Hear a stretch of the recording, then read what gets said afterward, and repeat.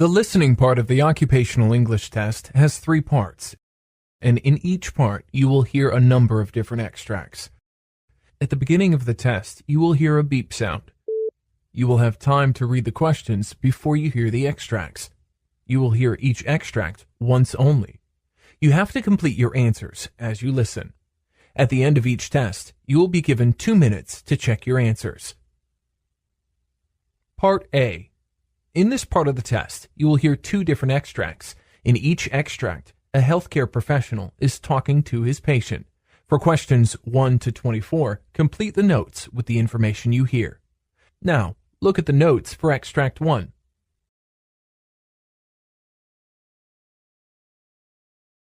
Extract 1. Questions 1 to 12. You hear a physician talking to a new patient, called Mrs. Delilah. For questions 1 to 12, complete the following notes with a word or short phrase. You now have 30 seconds to look at the notes.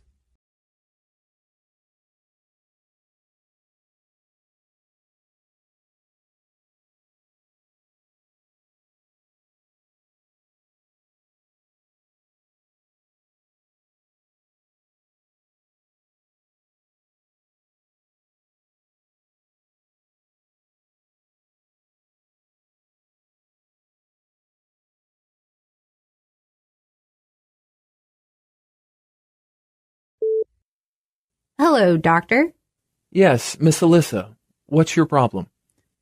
I'm getting acne from continually washing the area around my chin, right temple, and left temple, and the condition is still worsening. What's your age? 19. How old were you when you started your period? Well, it was when I was 13. And can you describe the length of your cycle? Once in 24 days, and it lasts for almost 6 days. Would you describe the flow as light or thick? It's light. Do you use any medication? Yeah, I take the oral contraceptive pill. Are you allergic to any drugs? Yes, allergic to penicillin. I feel difficulty in breathing. What are the medicines you are taking? Alisi 28, 20 mcg, 0.10 milligram tablet. Is anyone in your family prone to any disease? Yeah, my mom has stress disorder and anxiety. Do you smoke or drink? I don't smoke, but I drink socially. You drink caffeine? Yeah, 4 servings a day. Your diagnosis report shows you have symptoms of periodic reddening of face, acne problems, and allergies. And a diagnosis of epicrine and apocrine glands shows no evidence of hyperhidrosis, chromhidrosis, or bromhidrosis. But your face shows keratotic papule. I would suggest you go for antibiotic therapy. Take a tetracycline, 250 milligram capsule. I would also suggest you take an oral antibiotic therapy with doxycycline, 100 milligrams a day. Doctor, why does the acne occur? Acne is a skin condition that happens when your hair follicles become clogged with oil and dead skin cells. It often results in blackheads or pimples, whiteheads, and often appears on the face, chest, forehead, chin, shoulders, and upper back and shoulders. Acne is most common among teenagers, like you. The androgen hormones increase during puberty, causing the sebaceous glands to enlarge and secrete more sebum. Hormonal changes during pregnancy and the use of oral contraceptives also impact sebum secretion.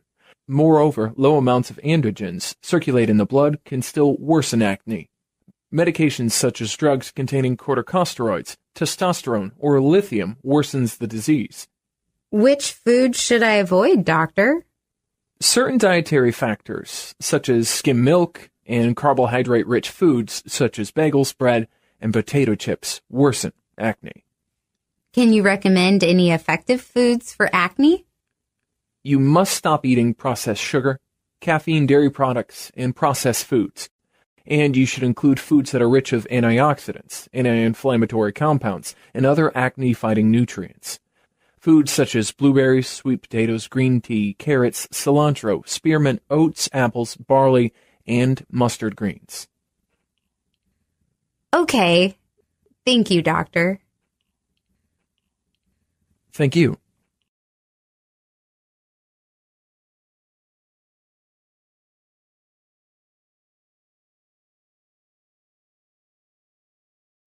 Extract 2.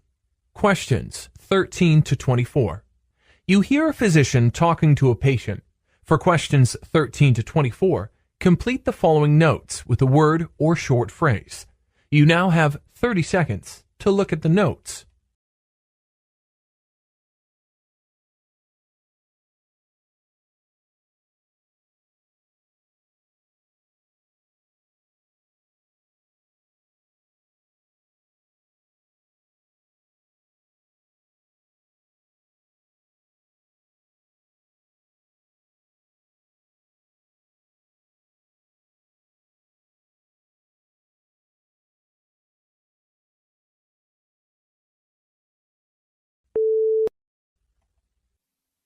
Good morning. I've got an appointment with Dr. Gonzalez at 8:30. Okay. Please be seated. Let me check with your record. In the meantime, please sign in and be seated. Margaret Nicholson? I'm here. Follow me to room number 3, please. Here we are. What's the reason for your visit today? Well, lately, I've been feeling really tired, and often I get frequent headaches and an upset stomach. Moreover, I've been getting a persistent cough for like the last 3 weeks. When did these symptoms start? I started feeling tired all the time about 2 months ago. Then, a few days after that, the headaches started. I got the upset stomach long before feeling the tiredness. Are you taking any medications? Only vitamins. What vitamins are you taking? I am taking vitamin C and a multivitamin tablet daily. Okay. Let me examine your vital signs. How am I doing?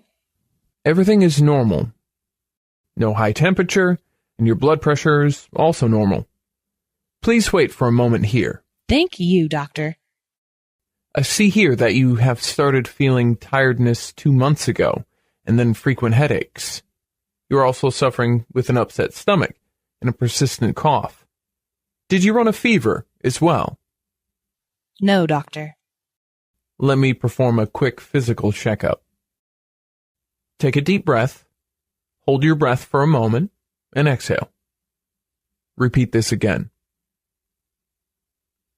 Have there been any changes in your diet or your weight recently? My diet is the same, as usual. However, I lost 5 pounds very recently. Did you ever suffer from insomnia? Well, it is pretty hard for me to fall asleep. I also wake up often during the night. Do you drink or smoke? No, doctor. Well, recently, the ownership has changed, and I had to work a lot of overtime at late hours, even during the weekends. I think you are suffering from pneumonia. Other than that, I do not see any other problem. The reason could be probably the stress at your workplace that causes headaches, upset stomach, and sleeplessness.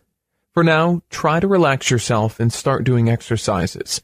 Meet me again after you receive all the medical diagnosis reports. I'm going to prescribe medicines for bacterial pneumonia. Are you allergic to any medicine? Not to my knowledge. I want you to do a blood test and urine test to identify the bacteria Streptococcus pneumoniae and Legionella pneumophila. Is it something serious, doctor? Not at all. I doubt that could be bacterial pneumonia.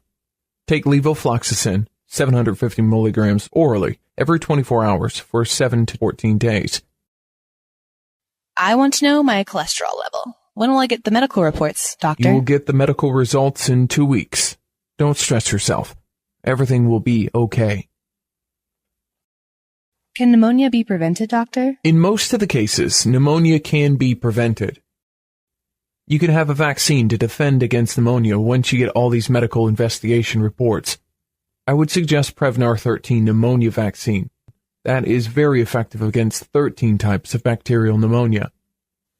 What food should I include in my diet, doctor? Have plenty of fruit juice and fresh fruits, yogurts, milkshakes, smoothies.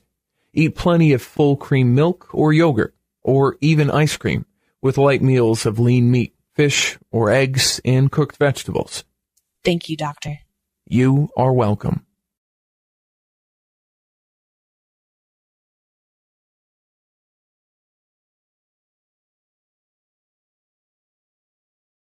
This is the end of Part A. Now, look at Part B.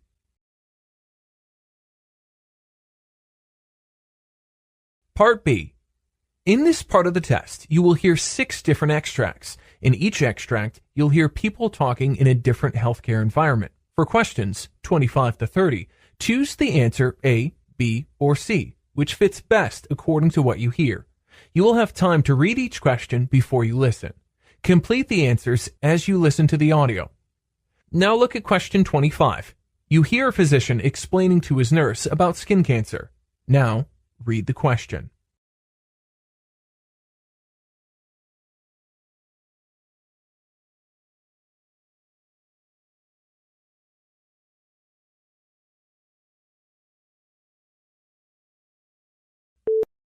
Skin cancers are caused by the abnormal cells that are capable enough to invade and spread to other parts of the body.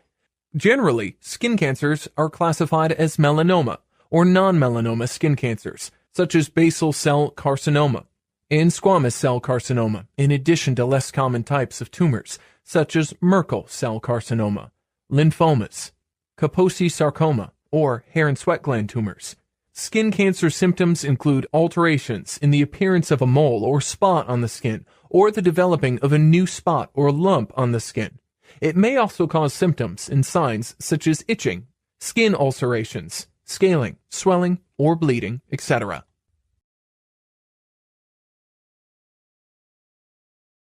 Question 26. You hear a physician explaining to his patient about depressive disorder. Now, read the question.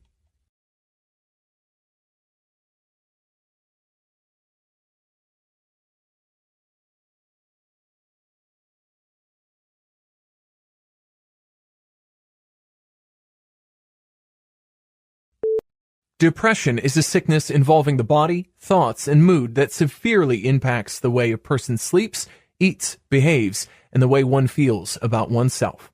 Depressive disorders are categorized by pervasive mood swings that severely affect all aspects of an individual's daily activities. A depressive disorder is not just a mood swing, but it is more of a case of persistent sadness. Certain symptoms of depression include feelings of worthlessness, helplessness, hopelessness, guilty feeling, lack of interest, irritability, loss of appetite, loss of energy, self-loathing, sleep disorders, etc.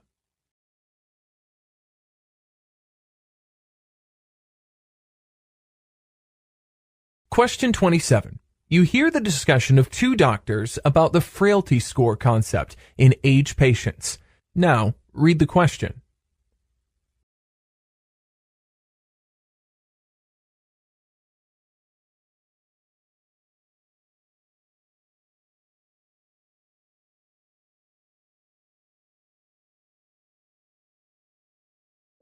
Doctor, should frailty be considered before any operation in an older person? Frailty is not just a phrase, but a health metric that should be performed before the surgery to any older person. I think the frailty score is a very good concept. It may dictate the objective of the surgery.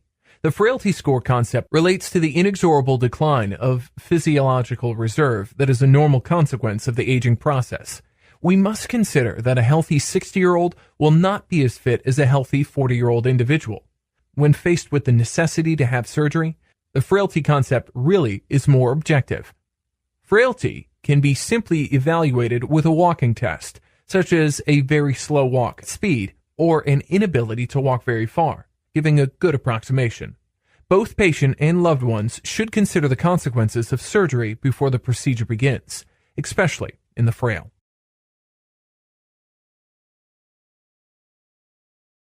Question 28. You hear the discussion between 2 doctors about epidermolysis bullosa in children. Now, read the question.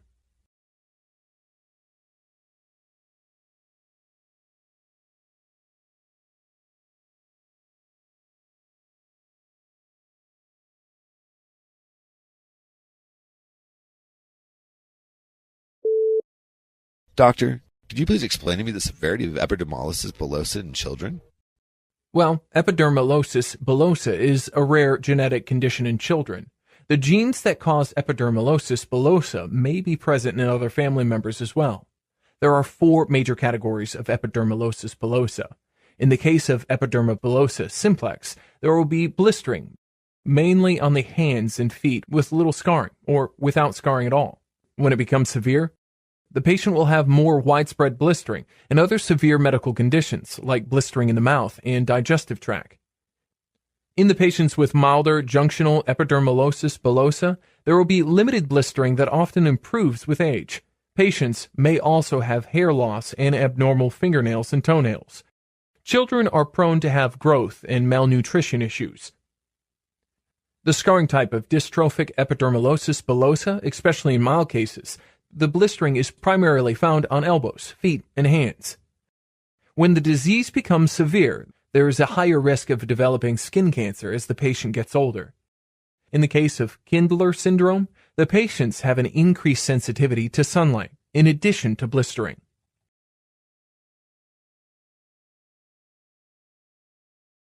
Question 29. You hear the physician briefing to his staff about Clonus disease. Now, read the question.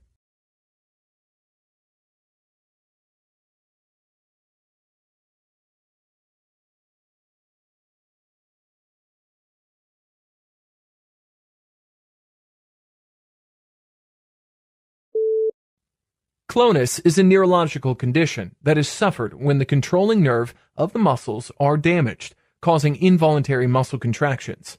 Often clonus spasms occur in a rhythmic pattern. Symptoms are very common in a few muscles such as knees, ankles, wrists, calves, jaw, biceps. Damaged nerves results in misfire, leading to muscle tightness, involuntary contractions, and pain. Clonus causes a muscle pulse for an extended period that can result in muscle fatigue.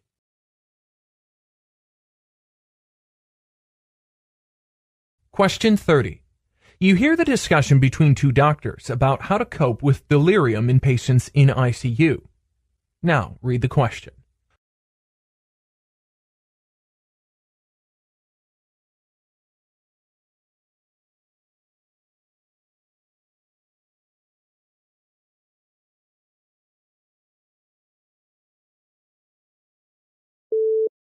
Doctor, I feel that a solution should be devised to cope with delirium in patients in ICU. What do you think? Haloperidol has been used for a long time in patients in ICU in an attempt to prevent delirium, a very severe and sometimes persistent acute confusion. According to a recent study, haloperidol is ineffective. Delirium is extremely prominent since it's strongly associated with cognitive impairments for a long term. Significantly, medications are the means that patients approach often. However, unfortunately, it's demonstrated that medications aren't the right approach always, or at least the haloperidol. Nevertheless, for delirium, there's not going to be a miracle in terms of medications.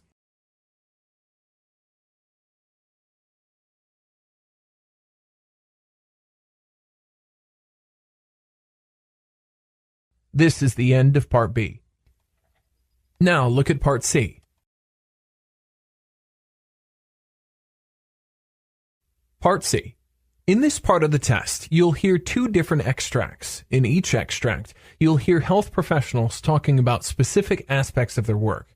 For questions 31 to 42, choose the answer, A, B, or C, which fits best according to what you hear. Complete the answers as you listen to the audio. Now, look at Extract 1. Questions 31 to 36. You hear the lecture given by a senior surgeon on the role of diabetes in the end-stage renal disease. You have 90 seconds to read questions 31 to 36.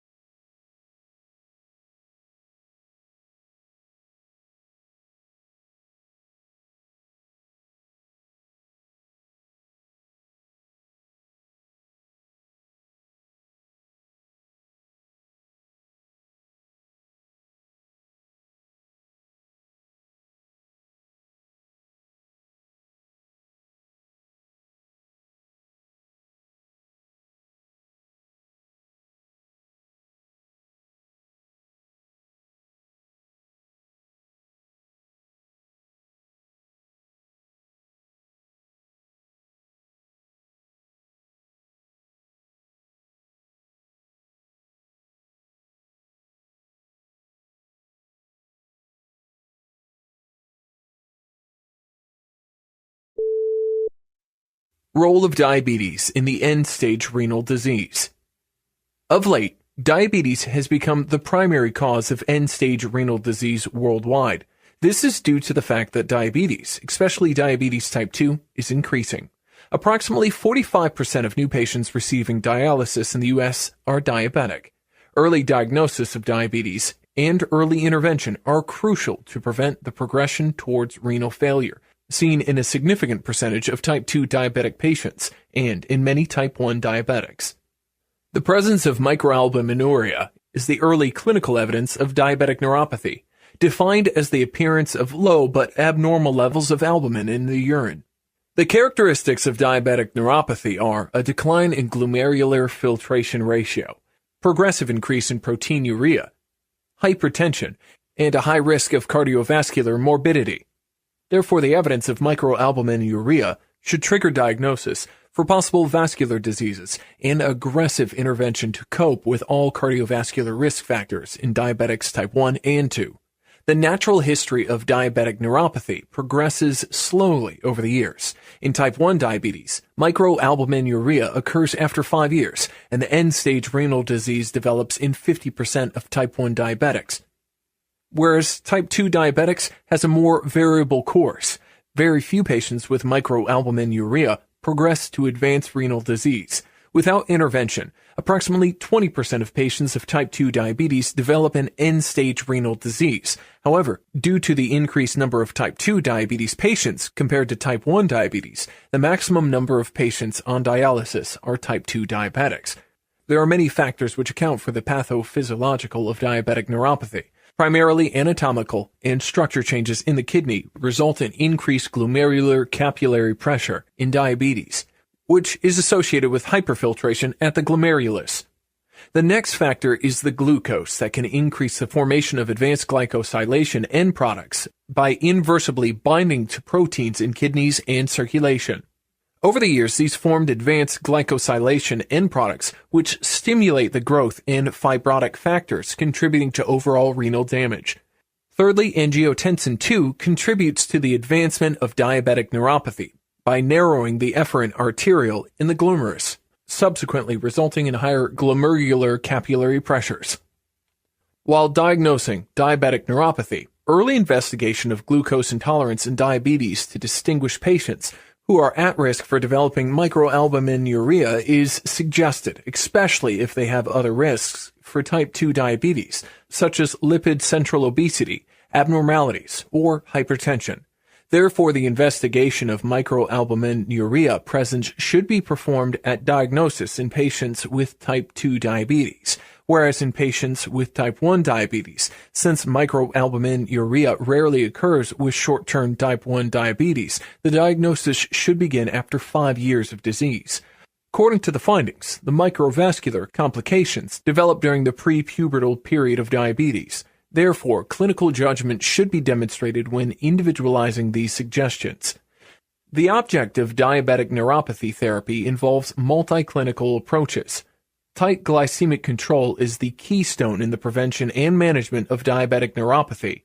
The United Kingdom Prospective Diabetes Study and Diabetes Control and Complications Trial have established that an intensive diabetes therapy can considerably decrease the risk of microalbuminuria and neuropathy development.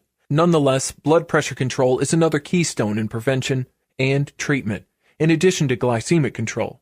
The significance of blood pressure control, irrespective of what agent is used, cannot be emphasized enough in diabetes, both for slow progression of neuropathy and for preventing cardiovascular morbidity. According to the recent Joint National Committee guidelines, blood pressure in diabetics is reduced to less than 130/80 mmHg. It is very crucial for doctors and patients to understand early on the 3 or more agents. Angiotensin receptor blockers or angiotensin converting enzyme inhibitors are considered first-line agents in patients with concomitant hypertension and diabetes. Diuretics might be added as a second-line agent in many cases after angiotensin blockade in diabetes. Dihydropyridines, a class of calcium channel blockers, may be considered as the third or fourth-line agents in diabetics, only after initiation of angiotensin blockade and diuretics. There are also other non-pharmaceutical suggestions, such as dietary restriction of protein intake, restrictions of protein to 0.8 grams per kilogram weight per day in patients with overt neuropathy, or even 0.6 grams per kilogram weight per day is recommended in the case of declining glomerular filtration ratio. Moreover, it is very essential to stick to a low-sodium diet in diabetic neuropathy, since many diabetics with renal disease are salt-sensitive. Therefore, restricting salt intake will certainly help in reaching blood pressure goals, with secondary benefits of regression of left ventricle hypertrophy, decreased stroke risk, and reduction in proteinuria. A recommended low-sodium diet of 2.3 grams daily in patients with diabetes and either hypertension or proteinuria. Moreover, avoiding nephrotoxin agents, such as radiocontrast media, non-steroidal anti-inflammatory drugs, is highly recommended. Last but not least, annual diagnosis of microalbuminuria in diabetics will allow the detection of neuropathy at an early stage. Improved glycemic control and intensive anti-hypertensive treatment will ultimately slow down the progression of diabetic neuropathy.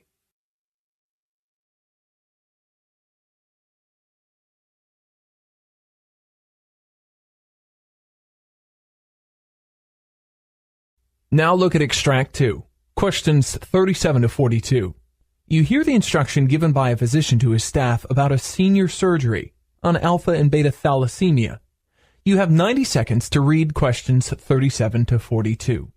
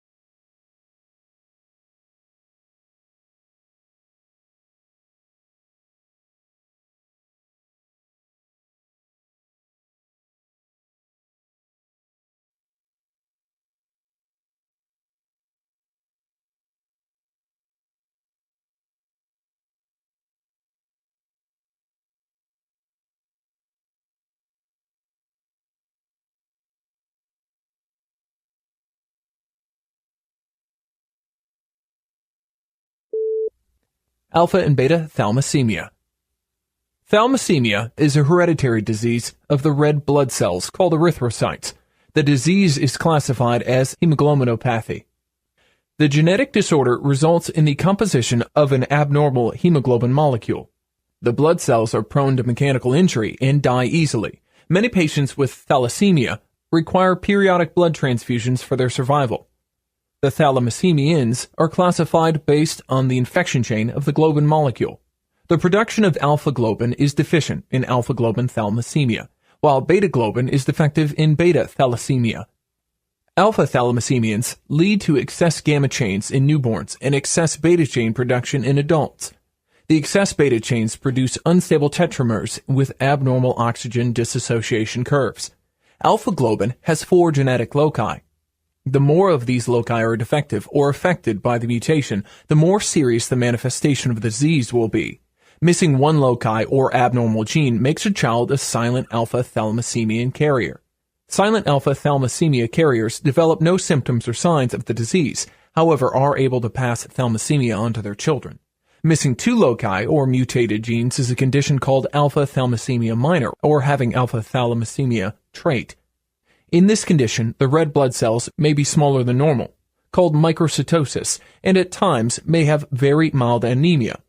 The condition of missing 3 loci or mutated genes is called hemoglobin H disease. Symptoms and signs will be moderate to severe. In the case that all 4 loci are affected, the fetus cannot survive once outside the uterus, resulting in stillbirth with hydrops fetalis. Even if it is born alive, it will die shortly after birth. Beta thalassemia occurs when the gene that controls the secretion of beta globin is defective. Beta thalassemia can result in anemia ranging from mild to severe and is very common in people of African, South Asian, and Mediterranean descent. Alpha globin, along with beta globin, is one of the proteins that composes hemoglobin. Beta globin is made on chromosome 11. Beta thalassemia is classified into 3 major categories depending on the number of mutated beta globin genes and the intensity of the mutations. Beta thalassemia trait or beta thalassemia minor occurs when one of the beta globin genes are mutated. Typically, patients with this condition have very mild signs and symptoms that don't require any treatment. However, they can pass on thalassemia to their children. Usually, the patients are mildly anemic and their red blood cells are smaller than normal, a condition called microcytosis. Beta thalassemia major occurs when both of the beta globin genes are altered and the mutations are severe. This is the most severe condition of beta thalassemia. Children with beta thalassemia major often appear healthy immediately after birth, but start developing symptoms within the subsequent 2 years of their life. This condition results in severe symptoms with life-threatening anemia requiring periodic blood transfusions. Mutations of both the beta globin genes may also result in beta thalassemia intermedia. However, the mutations are less severe than beta thalassemia major. Patients with this condition usually have moderately severe anemia and at times require periodic blood transfusions.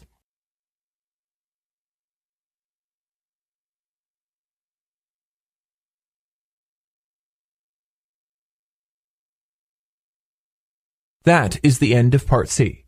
You now have 2 minutes to check your answers.